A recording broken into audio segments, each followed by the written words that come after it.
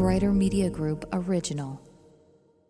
All right, it is time for another Versed podcast. Hey everyone, my name is John. Thank you for joining me in this daily pursuit yet again to become more perceptive to what the Bible says. Today, I'm so excited to jump into the book of Joshua, chapter 1, verses 7 to 9.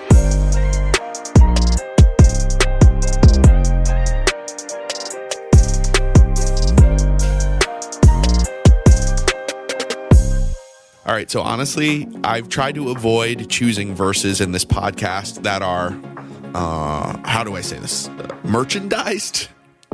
Like you see them on clothing and coffee mugs and journals and blog posts and Instagram graphics. You know what I'm talking about. Not that it makes these verses bad. It's just overused, I think, and sometimes taken out of context. Because it's probably more frequent than we like to admit that we never read verses far enough or contextually to understand what the Bible or what God is truly saying. And that's certainly the case with today's verse. Today we're diving into the book of Joshua. And Joshua is the man who led Israel under God's command to the victorious conquest of the Promised Land. And scholars believe that Joshua himself, or a scribe under his direction, penned most of the book of Joshua. The events in the book of Joshua span about 25 years, starting soon after the death of Moses, which was around 1406 BC, before the conquest began.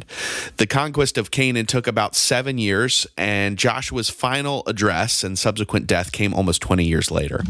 The book begins with the nation of Israel poised at the banks of the Jordan River across from Jericho, and it records the details of many military campaigns and ultimately ends with Joshua's regathering of the nation for his final exhortation.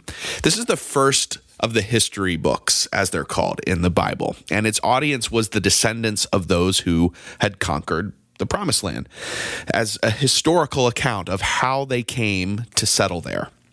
And we see God fulfill his promise to give the land of Canaan to Jacob's descendants. The book of Joshua celebrates God as general, defender, and king, and it shows the geographical boundaries given to each tribe of Israel. But even more significantly, the book of Joshua serves as the connecting narrative between the days of Moses and the days of the judges during the time where the book was circulated. So today, we read as God is calling Joshua to lead. And not just lead, but lead in the way that Moses did.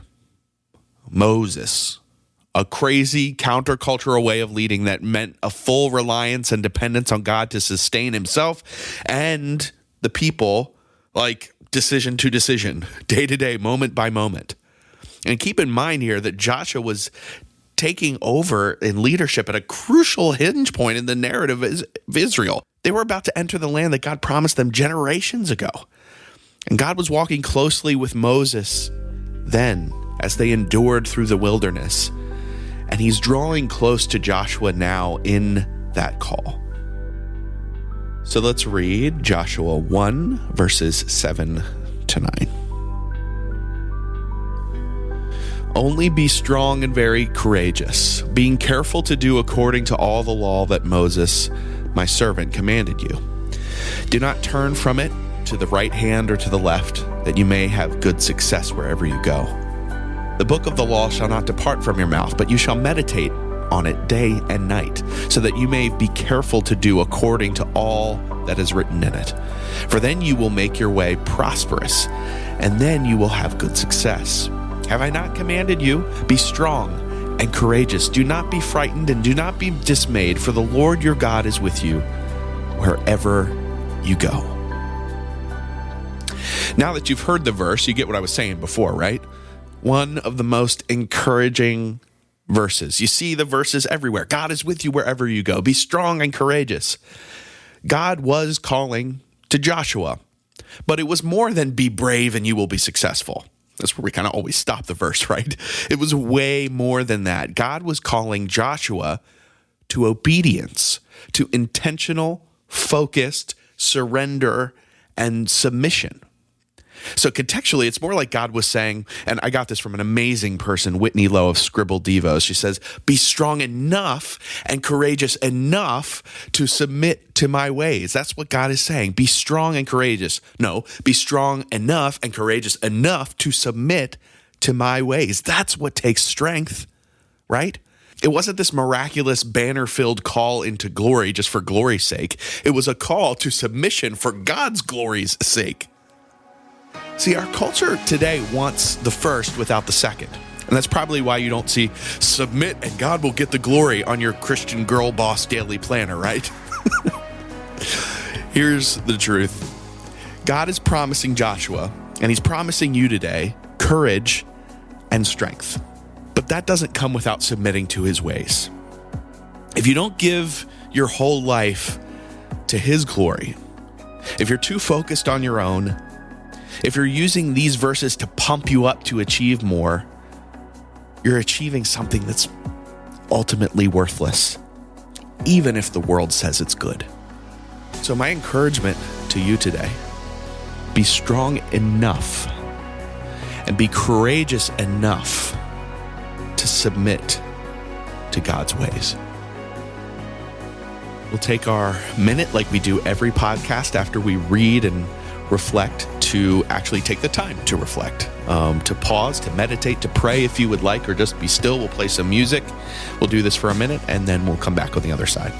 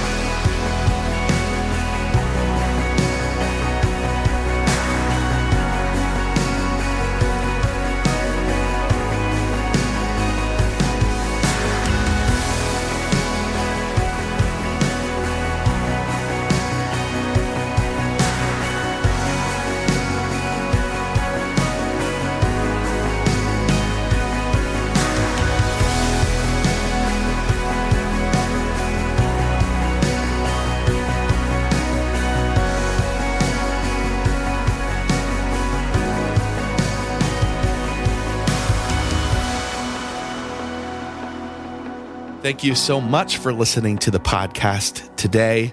I never get tired of saying that. It is just so amazing to see people coming together to grow in knowledge of what the Bible is actually saying. Because how often, like today's verse, do we take it out of context just to pump us up? But when we insert ourselves into the narrative, when we make it all about ourselves, it can leave us ultimately empty. It may pump us up for a little bit, but man, contextually, the Bible is just so much better and gives us so much more fortitude to get through this life, the circumstances that we have, right? So anyway, I am so glad you are here. I'm glad you're listening to the podcast. If you want more resources to dive deeper into your own studies, why don't you check out what I use to do my studies and what I use to build this podcast. They're linked in the episode notes, as well as a link to my social media if you'd like to connect with me there. If you wouldn't mind leaving a rating and a written review on the podcast and Apple podcast, that would help me out so much. It helps the podcast grow and it helps create context for other people and lets them know why they should listen to the Versed podcast. That's all I got for today, my friends. I hope you can make hope louder today. We'll talk tomorrow.